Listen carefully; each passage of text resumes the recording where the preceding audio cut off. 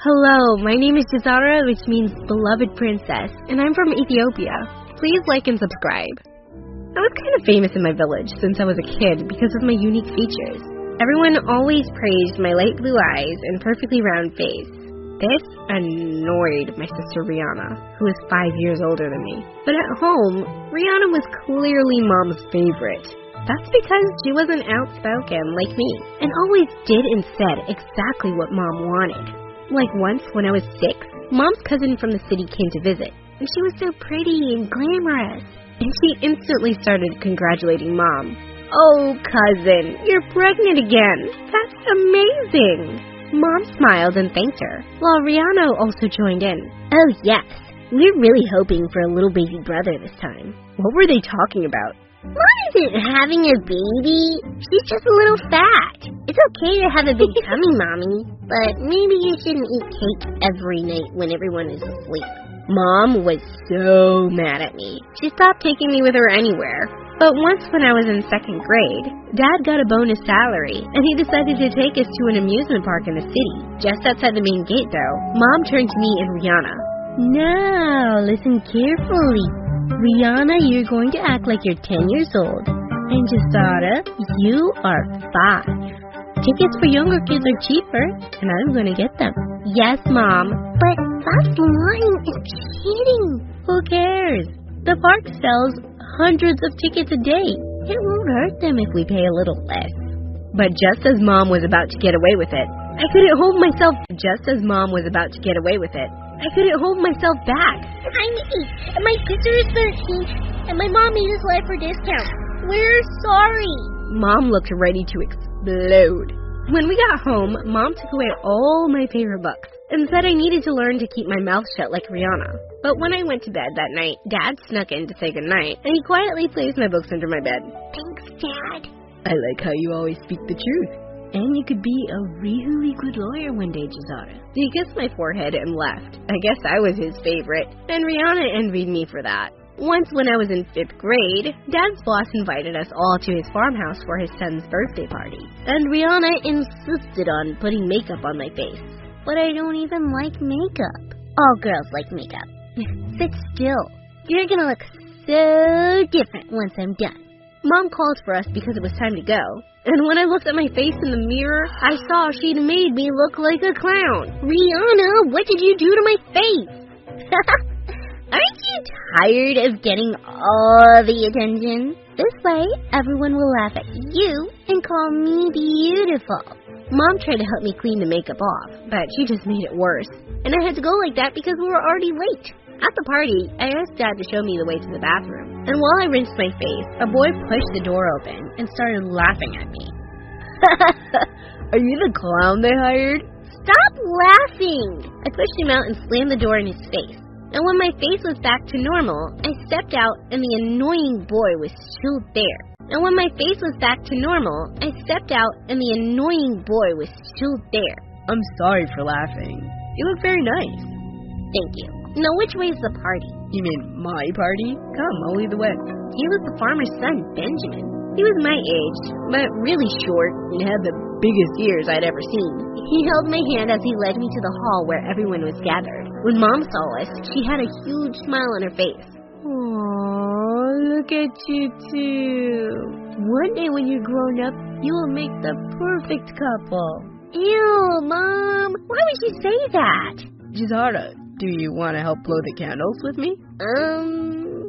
She would love to. After the party, Mom pressured Dad to send me to the same school as Benjamin, even though we couldn't afford it. "Speak to your boss. Tell him that she's a genius, and maybe he will speak to the school for us." Dad went with Mom's idea, and soon after, I was in the same school as Benjamin. When I got there, I expected him to be nice to me like he was at the party, but he totally ignored me. Everyone at the school was rich and snobby, and I found it was really hard to fit in. So one day during recess, I took a seat with Benjamin and his friends. "We met at your party. Did you forget?" "I was being nice to you because you were a guest at my house. I already have my set of friends at school, and I don't need more." He was so rude to me, and after that, I just stayed in the library. I was so confused about why my parents made me leave all my friends in my old school and be here with these snobs.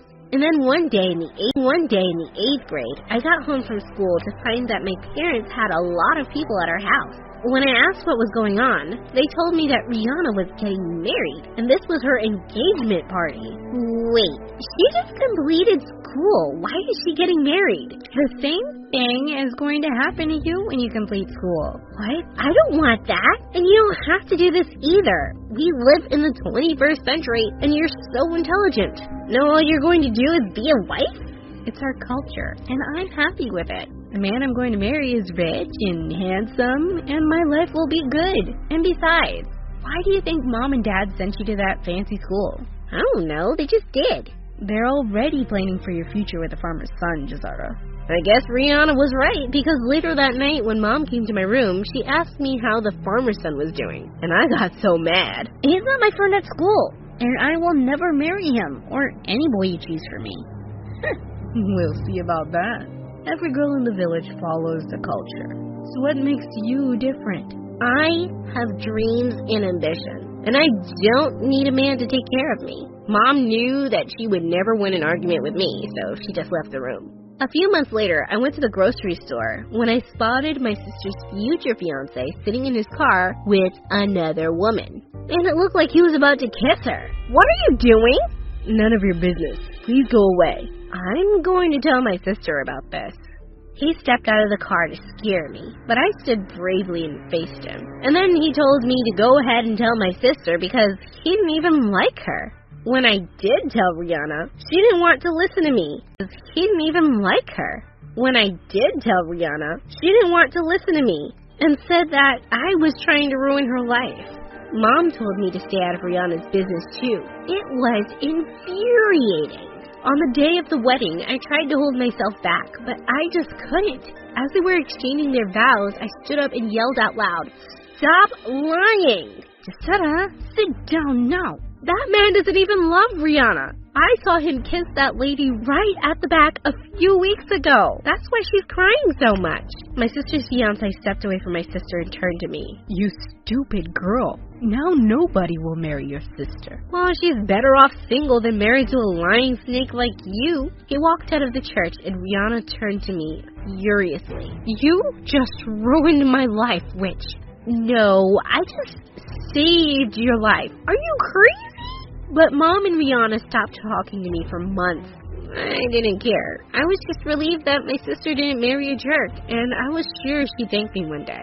Soon after, I was in the 12th grade, and Mom told me that the time had come. I thought after Rihanna's situation, they'd forget about the marriage thing, but they didn't. Benjamin and his family came over to our house, and his mother was asking my parents if I knew how to cook and clean. Were they looking for a maid? I peeked into the living room, and Benjamin seemed uninterested since his eyes were glued to his phone. And then I decided to step in.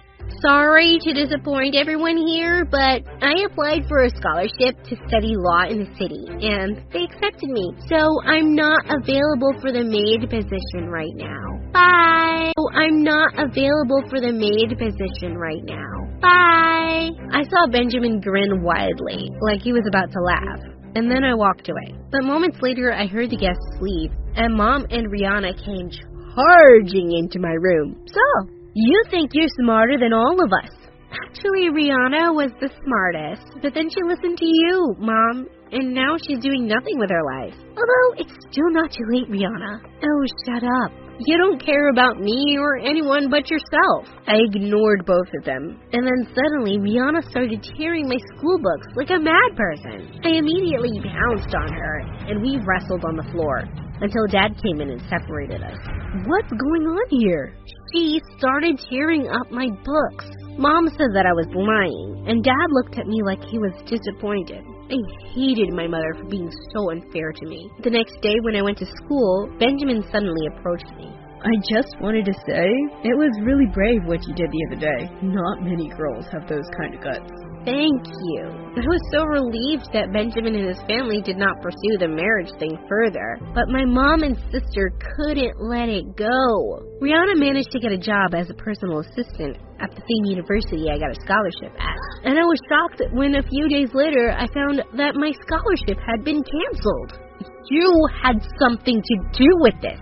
didn't you? Oh, yes. I sent the university a letter from you saying that you were politely declining the scholarship as you were going to another university. Why would you do this, Rihanna? I'm your sister. Well, you ruined my life, so I'm ruining yours.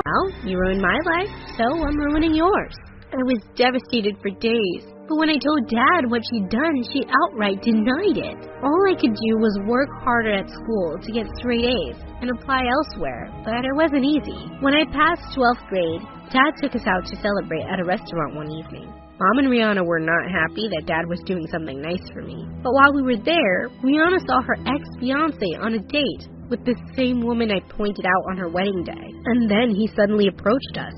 I came over to thank you, Gisetta. If you didn't stop the wedding that day, I would have been unhappy and made your sister unhappy. Sometimes it's good to have sisters like you around. Rihanna started crying and ran to the bathroom, and I ran after her. I'm so sorry, Gisetta. All this time, I thought you tried to ruin my life. Why would I? I'm your sister. It's okay, Rihanna. I just wish Mom could change the way she thinks. And then, Mom spoke up from behind me. You have disrespected me ever since you were a child, Gisetta. And you keep disrespecting your culture, too. If culture makes a person unhappy, then I'd rather choose happiness, Mom. And you should, too. I pushed past her and went back to join Dad. A few days later, Rihanna came to my room with an envelope. She got my scholarship approved again. And soon I moved to the city. I was so excited to start university, and I did amazingly well in my first few weeks there, though I hadn't made many friends yet. One day as I was walking out of a cafe, I bumped straight into a guy and got coffee all over his shirt. I looked up to see that it was Benjamin. Sarah? Oh gosh, Benjamin! I'm so sorry. I can be so clumsy. It turned out that he'd moved to the city to study too, and I was actually really glad to see a familiar face. As we were about to part, he suddenly took my hand. Sarah, would it be okay if I asked you out, on a date? I think I'd like to get to know you better without anyone forcing us together. I smiled at how he'd grown so much taller and cuter than the first time we met. I think I'd like that too. I'm Susan, and I'm studying to become a high school English teacher. But going to college in the United States is incredibly expensive. And I'm already $40,000 in debt. On a teacher salary, it's going to take forever to pay it off. But luckily, I found a really weird job. I'm supposed to meet up with guys and just talk to them. Sometimes it's like a date, but mostly it's all about having an interesting conversation or going to the opera together. And no, I'm not going home with the guy afterward. It's just a date. Even though some guys want me to pretend that I'm their girlfriend and they expect me to laugh at their jokes, like I was completely in love with them. But recently, I met this one guy who wanted to see me every single weekend. And I decided to do a bit of cyberstalking. That's when I found out that he was married with 3 kids. Now I was seriously confused, and I wasn't sure if he was cheating with me on his wife. I mean, we were only talking to each other and eating at fine restaurants, but it kind of felt wrong. So the next time we saw each other, I asked him if his wife knew about us. He explained that he and his wife had fallen out of love a long time ago, and that they only stayed together for their kids. I wasn't sure if I believed him. But then he asked me if I wanted to go on a trip with him to Paris. For some reason, that really creeped me out. Flying with a stranger to a different continent? No way. That's why I decided to not go on any more dates with him. Don't get me wrong.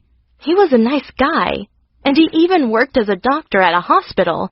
But he was also 35 years older than me, so no thank you.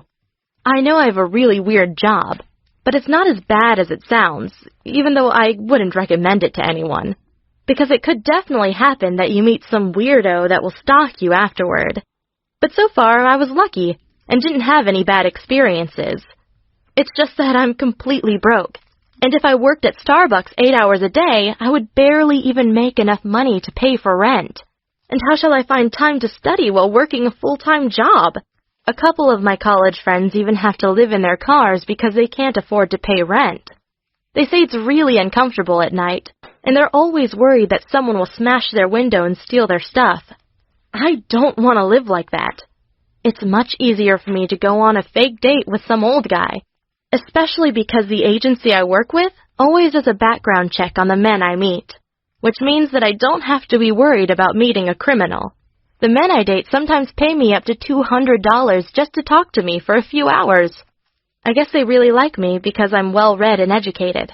I can talk about almost any topic, from politics to history. But of course, I haven't told my parents about my job. They are very conservative and super judgmental. If my dad found out I was going on dates with older men, he would probably disown me, or worse. He already thinks I'm a disappointment because I decided to become a high school teacher instead of a doctor. He says my kids will someday grow up in poverty and it's all my fault. But he isn't the perfect guy he thinks he is, because after he inherited $300,000 from his dad, he lost it all in a big investment scam. He wanted to become rich fast, and now he's as broke as before. And with those $300,000 he lost, I could have easily paid for my college tuition. But, instead, I have to work as a fake girlfriend and go on dates with 60-year-old men. I mean, please don't think that this is my dream job. I would much rather chill at home or go out with some of my friends. But I can't do that because my dad has never learned how to manage his money. All he can do is criticize his daughter for not being ambitious enough. Just thinking about my dad makes me angry. Maybe I'll send him a photo of me with some old guy that I'm on a date with, and then write into the caption, "My new boyfriend." I know that it would drive him crazy, and he definitely deserves it, because last year, he and my mom divorced after she caught him having an affair with their maid. I couldn't believe it at first, because my dad had always preached about the sacred bond of marriage. The older I get, the more I realize that my dad is a complete hypocrite. He always forced us to go to church each Sunday. But now I realize that he never actually practiced what he preached. I wish I could simply stop caring about what my dad thinks of me. But it's not